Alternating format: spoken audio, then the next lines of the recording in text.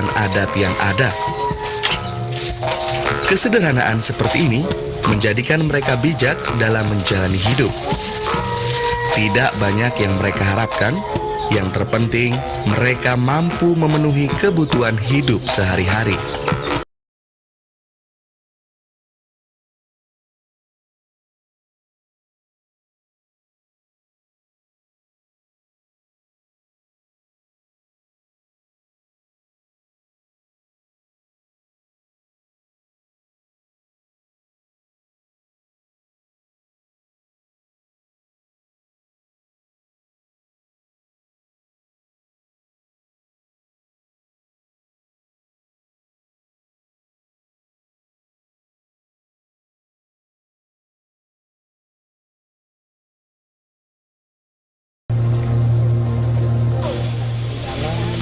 Hingga kini, masyarakat suku Baduy mengandalkan sektor pertanian dan perkebunan.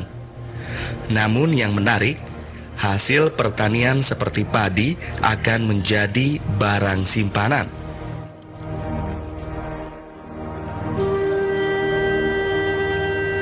Saat hasil panen berlimpah ruah, warga akan menyimpan padi mereka dalam sebuah luit atau lumbung tradisional milik masing-masing warga.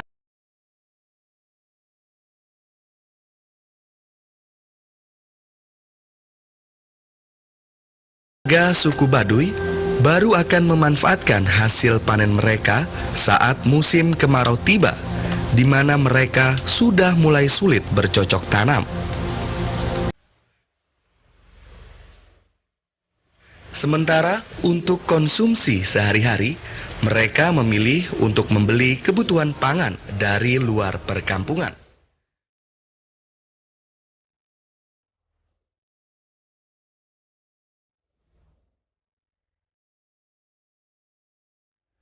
Mereka mengandalkan penjualan souvenir kepada para pengunjung yang datang ke perkampungan suku Baduy. Bahkan di antara mereka nekat menjajakan hasil kerajinan tangan hingga keluar daerah, seperti Jakarta dengan berjalan kaki. Kalau ke Jakarta kami karena ada amanah dari dulu kami jalan kaki aja gitu. Nggak pakai sendal, nggak pakai kendaraan gitu. Kadang-kadang ada yang nyegat di jalan itu, buat mobil aja katanya. Kami nggak berani karena udah amanat dari leluhur gitu, tidak boleh naik kendaraan gitu.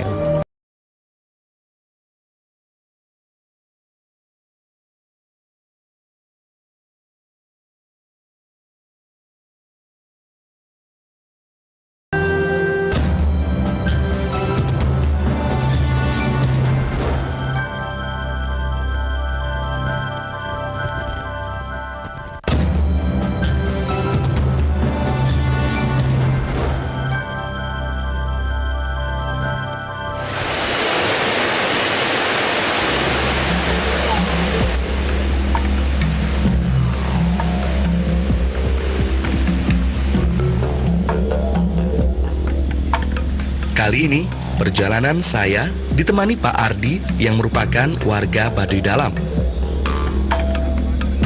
Pak Ardi banyak bercerita seputar adat istiadat suku Baduy. Salah satunya tentang pakaian tradisional mereka. Iya, aturan adat suku Baduy memunculkan keserasian yang mencolok.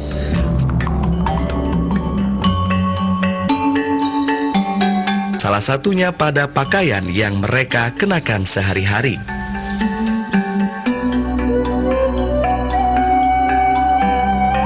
Suku Baduy Dalam hanya mengenal dua warna untuk pakaian yang melekat pada tubuh mereka.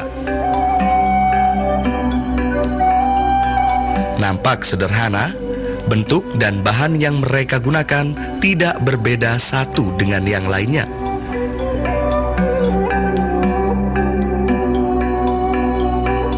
Untuk memenuhi kebutuhan pakaiannya, masih ada masyarakat suku Baduy yang menenun sendiri kain yang akan digunakan untuk membuat pakaian. Namun ada pula yang lebih memilih membeli kain dari luar Baduy, namun dengan bahan yang sejenis, yakni katun. Pakaian yang mereka gunakan adalah hasil jahit tangan yang dilakukan para istri di rumah. Larangan menggunakan mesin jahit untuk membuat pakaian tetap mereka ikuti. Untuk laki-laki masyarakat Baduy Dalam, memakai pakaian lengan panjang yang disebut jamang kurung, karena cara memakainya hanya dikurungkan atau dilekatkan di badan.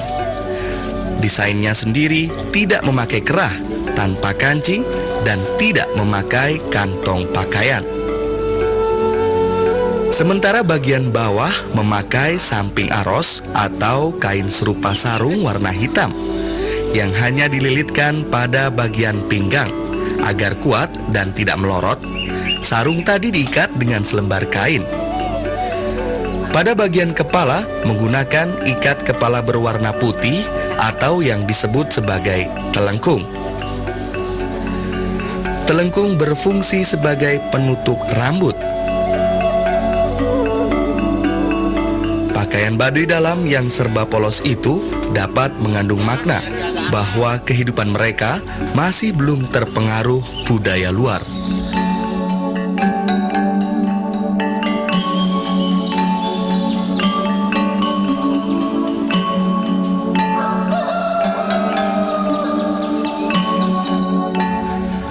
Bagi suku Baduy luar, busana yang mereka pakai adalah baju kampret berwarna hitam, ikat kepalanya juga berwarna biru tua dengan corak batik. Potongan bajunya pun sudah menggunakan kantong, kancing, dan bahan dasarnya tidak diharuskan dari benang kapas murni.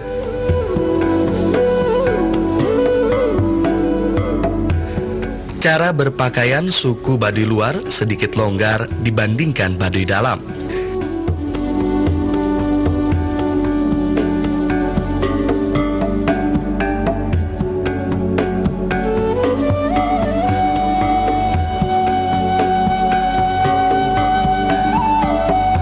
Aksesoris lainnya yang kerap mengundang perhatian adalah tas kain yang selalu dibawa kemanapun mereka pergi.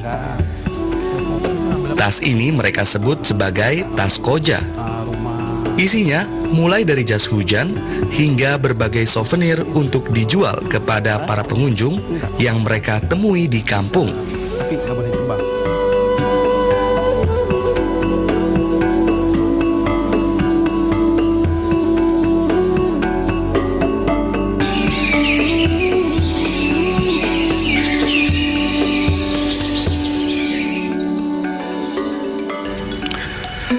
Sedangkan busana yang dipakai di kalangan wanita Baduy Dalam masih mengenakan busana semacam sarung warna biru kehitam-hitaman dari tumit sampai dada.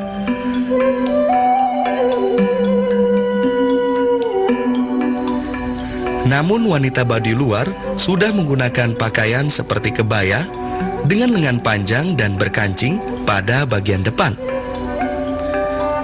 Motif baju bagi wanita suku Baduy luar pun sudah beragam dengan warna yang berbeda-beda. Warna, model, maupun corak busana Baduy luar menunjukkan bahwa kehidupan mereka sudah terpengaruh oleh budaya luar.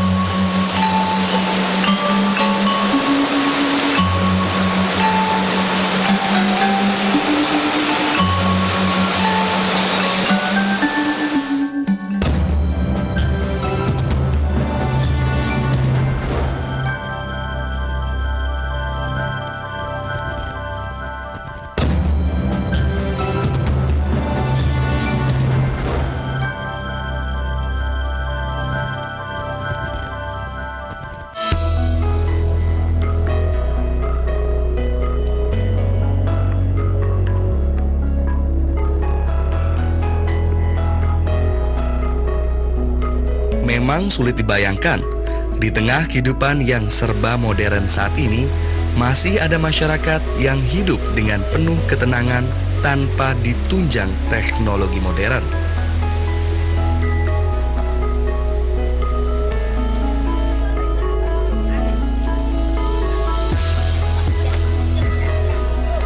Tidak ada aliran listrik, tidak ada pendidikan formal, bahkan tidak ada alas kaki yang melindungi setiap langkah mereka, namun semua berjalan dengan baik.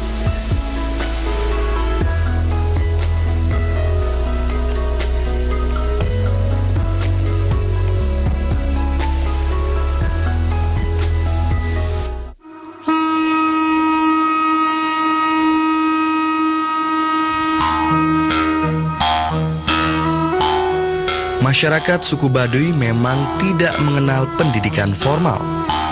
Ilmu yang didapat mereka hanyalah pengetahuan terkait adat istiadat yang diberikan Jaro Tangtu atau setara dengan lurah di kampung mereka.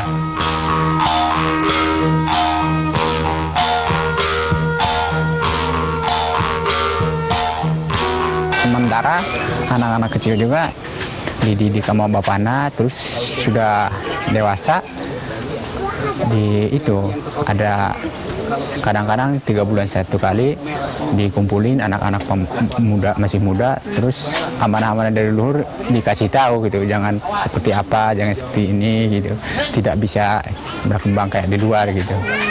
Terus sudah dewasa ada Jaro Tangtu, ada itu kan kadang-kadang ada lapangan di satu kampung, jadi tidak boleh dirubah gini gitu kan, tidak.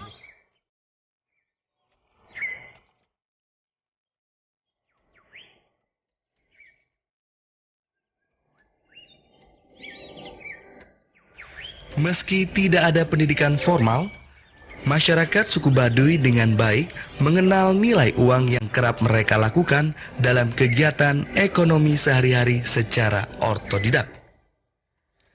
Namun, tetap saja mereka mengakui harus lebih berhati-hati dalam setiap transaksi keuangan untuk menghindari salah hitung.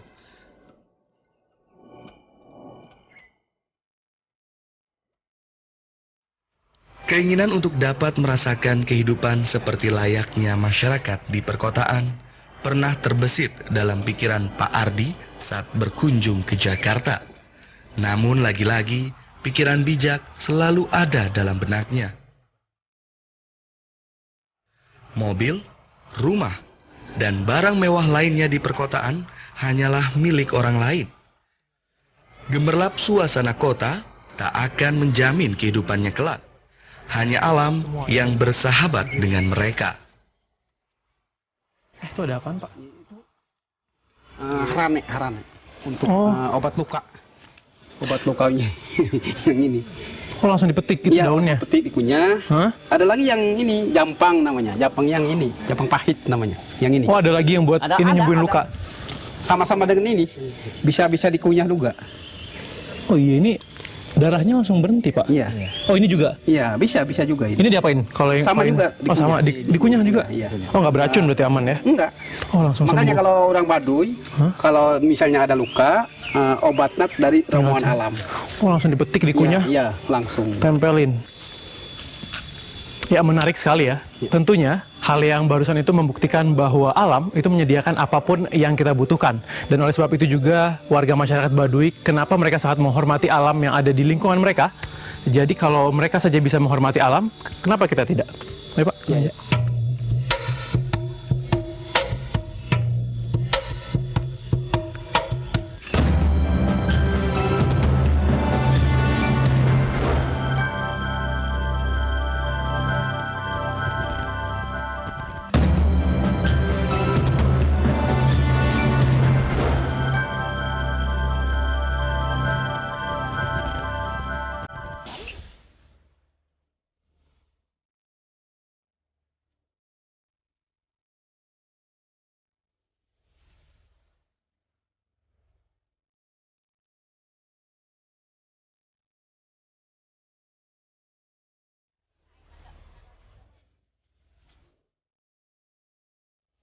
Tidak banyak rumah yang berdiri dalam satu kampung di wilayah perkampungan suku Baduy. Seperti kampung gazebo ini, hanya ada sekitar 40 kepala keluarga atau rumah bergaya khas sama antara satu dengan yang lainnya.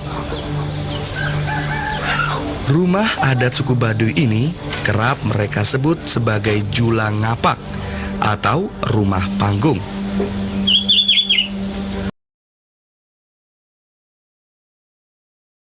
Begitu sederhana, namun tetap memunculkan keunikan tersendiri dalam bentuk rumahnya.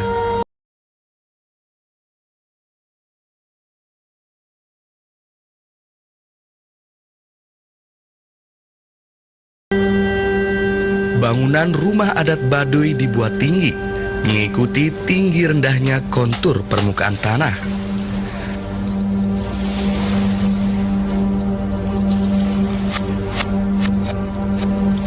Pada tanah yang miring dan tidak rata permukaannya, bangunan disangga menggunakan tumpukan batu kali. Batu kali mampu menahan tanah agar tidak longsor. Mereka berusaha memanfaatkan dan menyesuaikan dengan keadaan dan kondisi lahan yang ada. Hasilnya memperlihatkan pemukiman yang alami.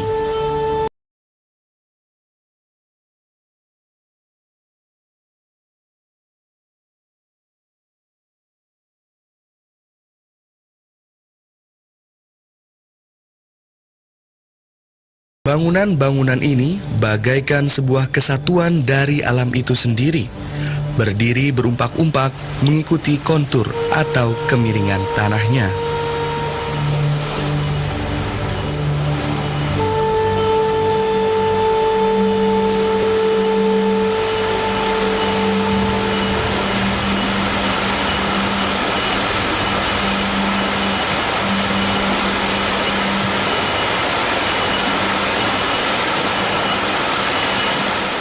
Ya pemirsa, ternyata itu untuk urusan rumah tradisional tidak terlalu ada perbedaan antara suku Baduy dalam dan juga suku Baduy luar. Hanya saja masyarakat suku Baduy dalam itu tidak diperkenankan untuk menggunakan pasak yang terbuat dari besi. Kalau untuk masyarakat suku Baduy luar, mereka sudah diperkenankan untuk menggunakan paku sebagai perekat di masing-masing pasaknya ya Pak ya. Nah Pak, kalau untuk rumah tradisional sendiri Pak, itu ada namanya nggak Pak? Ada. Apa namanya Pak? Ini seperti julang ngapak. Oh ini namanya julang ngapak. Julang ngapak. Nah, Itunya dingding. Oh ini ada di Iya, ini teras. Namanya Terus kalau kalopo. misalnya suku Baduy mau bangun rumah Pak, itu ada kayak syarat-syaratnya gitu nggak Pak? Harus gimana? Ada syaratnya. Kalau Baduy dalam ke ngadepnya utara selatan, ngadepnya. Oh ngadepnya harus utara selatan. Sudah ketentuan adat. Oh terus kayak ini bawahnya Pak harus panggung semua. Harus atau boleh? panggung. Sudah ketentuan Oh, adat semua. juga ini. Dapur itu masih di dalam nih. Ini di dalam. Ini kan semua kayu, itu nggak takut Iya. kebakar Pak? Ada Ini dapur dikasih di dalam? tanah. Oh di bawahnya dikasih tanah. Kasih tanah. Oh berapa? Teras seperti ini teras. Ya. Ya. Terus Sudah itu teras bikin dikasih tanah tanah. Udah tanah abu. Oh buat supaya nggak Iya, kebakar itu iya. ya. Sempat tebel abunya itu. Nah terus nih Pak, kalau misalnya mau mandi, ada kamar mandi juga? Nggak ada, Setiap rumah? nggak ada. Oh nggak ada? Nggak ada. Terus di mana Pak? Di sana ada tempat mandinya. Oh boleh kita Mau lihat? Mau Boleh, lihat? Ya, Oke mari Pak. ya.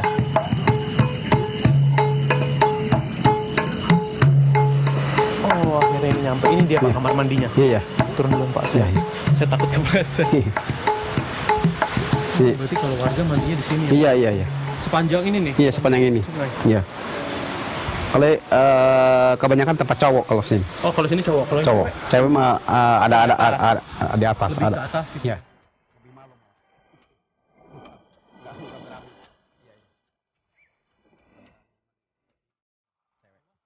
Masyarakat Baduy sangat menjaga keseimbangan dan keselarasan kehidupan alam.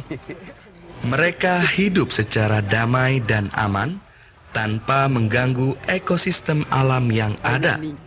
Bahkan mereka tidak mengenal teknologi yang dianggap akan membuat alam terganggu. Tidak heran jika hal ini kerap mengundang rasa keingintahuan pengunjung yang ingin mengetahui kehidupan masyarakat suku Baduy. Baduy itu kan budaya punya Banten. Ya minimal kalau saya di sini tuh ada magis ya. Serasa kayak ada ini aja buat refresh gitu. Yang kemarin kita kerja full di kota udah hiruk pikuk, di sini kan udah kayak Oh, udah nih dunia kita, balik lagi, besok kerja lagi tuh udah yang